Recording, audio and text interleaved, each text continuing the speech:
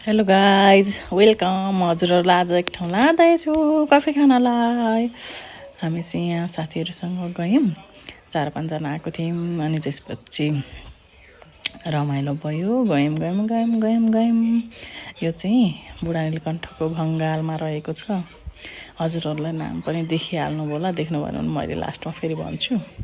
यहाँ पनि हजुरहरूले देख्नुहुन्छ अहिले। अनि हामी चाहिँ 5 जना आएको थियौँ। पालो भिडियो बनायौँ। गरी मैले बनाइदिएँ, गरी मेरो बनाइदिनु भयो साथीहरूले। त्यसपछि ढोकाढोभित्र पसेको पनि बनाउनु पर्यो भनेर म यहाँ खिचिदिँदैछु अरूको पालो आउनु भनेर।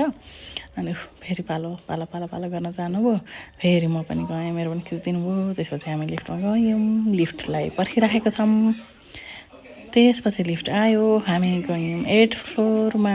8th फ्लोरमा चाहिँ आज काम भइरहेको रहेछ, त्यो पनि हामी गयौँ। सरर 8 आयो।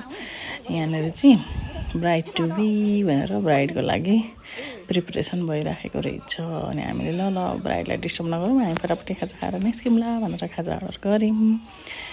त्यसपछि यहाँ बस्यौँ, पानी पिउँदै गऱ्यौँ। अनि यसो बाहिरको भ्यूहरू हेर्नुहोस् त, बुढा नीलकण्ठको। ओ माई गड, कस्तो ब्युटिफुल देखेको। यहाँबाट चाहिँ म आफ्नो घर हेर्दै थिएँ। वहाँ पर मेरो घर देखिन्छ। अनि साथीहरूको घर पनि हेर्दै थियौँ। सर एक राउन्ड।